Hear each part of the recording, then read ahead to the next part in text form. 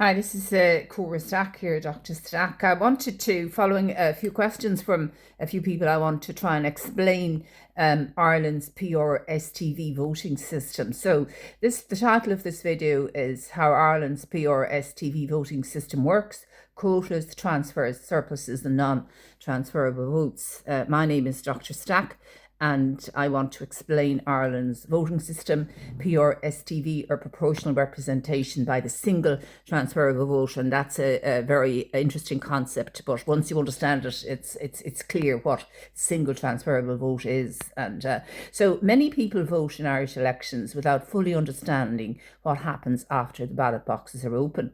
Terms such as quota, surplus, and in particular transfer value, elimination and non-transferable votes can sound technical and confusing, and they're not always explained, at counts and things like that. People are just interested in, the people inside are interested in getting the work done. But the basic idea is quite clear. Under PRSTV, that's a single transferable vote. That's an important concept. Voters do not simply choose one candidate. They can rank candidates in order of preference.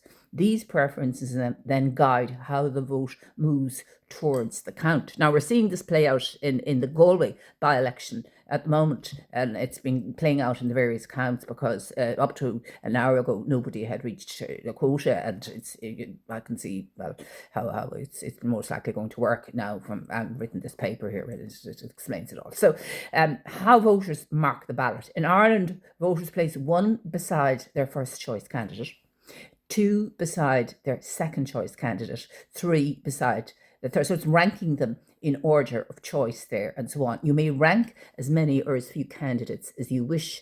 Your vote begins with your first preference, but if that candidate either has more votes than they need or cannot be elected, your vote may transfer to your next available preference. So that is the power of your vote, or the value of your vote, if you have a ranking. If you have done executed or done a ranking. So this is what's called single transferable vote. Single transferable vote. That's why it's called that.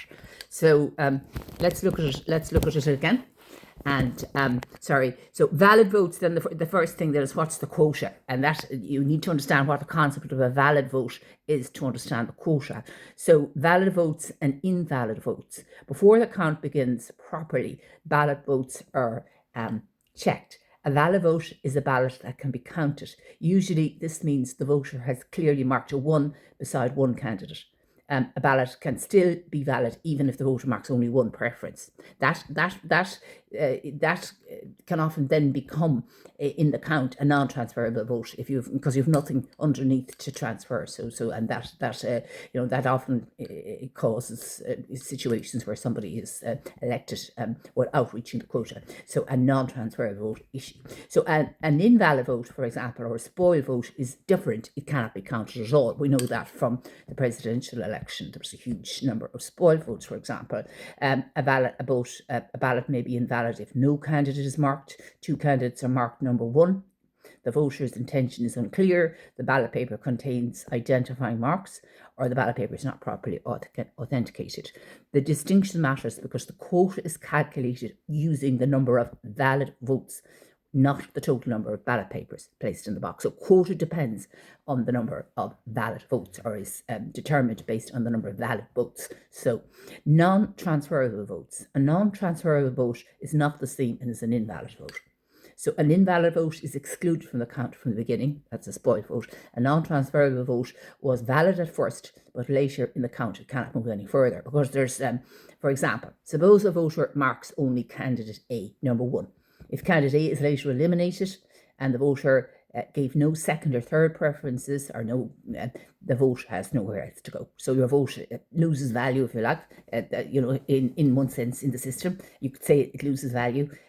You could look at it that way, or you might look at it another way. At that point, it becomes non-transferable. That's your choice. You can choose to have your vote non-transferable. So the distinction is, an invalid vote is never counted.